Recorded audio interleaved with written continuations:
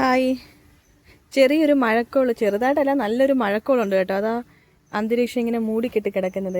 ഇത് ഞങ്ങളുടെ കൊല ഒടിഞ്ഞ് താഴെ വീണതാ. കാറ്റത്തെ നല്ലൊരു കൊലയായിരുന്നു. നോക്കിയേ, ഇത്രയായപ്പോഴത്തേക്കും അത് ഒടിഞ്ഞ് താഴെ വീണു. തൽക്കാലം വെട്ടി അകത്ത് വെക്കുന്നില്ല, ഇങ്ങനെ വെച്ചിരിക്കാൻ. കുറച്ച് 2-3 ദിവസം കഴിഞ്ഞിട്ട് എടുത്ത് അകത്ത് വെക്കാമെന്ന് വിചാരിച്ചു. കുറച്ചെങ്കിലും വിളയോ നോക്കിയിട്ടേ എടുത്ത് വെക്കാമെന്ന് വിചാരിച്ചു. പിന്നെ ഇവിടെ ഒരു പൂവൻ വാഴക്കൊല നിൽപ്പുണ്ടായിരുന്നു. പക്ഷെ അതിനൊന്നും സംഭവിച്ചില്ല കേട്ടോ. അത് നല്ല അതുപോലെ തന്നെ നിൽപ്പുണ്ട്. അത് ഞാൻ പൊതിഞ്ഞൊക്കെ നിർത്തിയേക്കാം. ഇതിന് കുഴപ്പം പറ്റിയൊന്നുമില്ല. നല്ല മഴക്കോളുണ്ട് കേട്ടോ. മഴ പെയ്യുമോയെന്ന് അറിയത്തില്ല. മാങ്ങയെല്ലാം താഴെ വീണു. ഈ മാങ്ങയുണ്ടല്ലോ, കുറച്ച് പഴുത്ത് കഴിയുമ്പോൾ പിന്നെ ഒരു സൈഡ് ഫുൾ അങ്ങ് കേടായി പോവാ. ഒരു മാങ്ങ പോലും നമുക്ക് കിട്ടുന്നില്ല. ഫുള്ളും കേടായി പോവാ. പച്ചമാങ്ങ ആയിരുന്നപ്പോൾ അതങ്ങ് പറിച്ച് ഉണക്കിയല്ല അച്ചാറാക്കിയല്ല വെച്ചിരുന്നാൽ മതിയായിരുന്നു. ഇതിപ്പം ഒന്നും പറ്റാത്തൊരവസ്ഥയായിപ്പോയി. പിന്നെ ഞങ്ങളുടെ പാഷൻ ഫ്രൂട്ട് ഇങ്ങനെ പൂക്കുന്നുണ്ട് കേട്ടോ. പൂത്ത് നിൽക്കുന്നുണ്ടോ. ഉടനെ കായ് വരുമായിരിക്കും.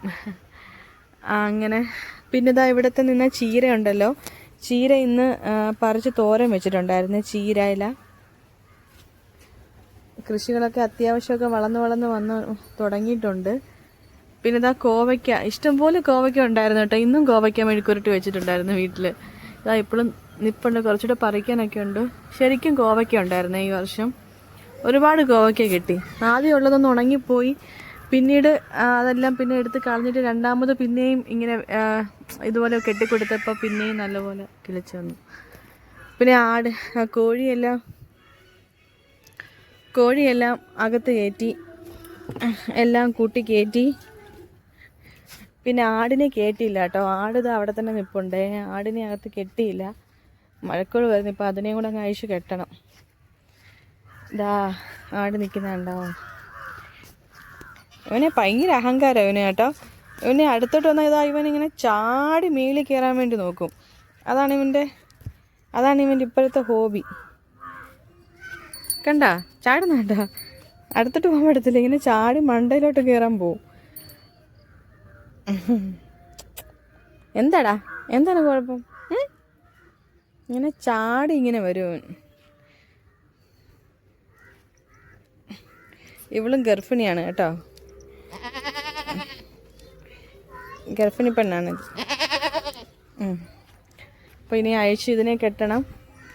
ജെറിക്കൊക്കെ നല്ലപോലെ പഴുത്ത് കണ്ട പഴുത്ത് നല്ലപോലെ നിൽപ്പുണ്ട്.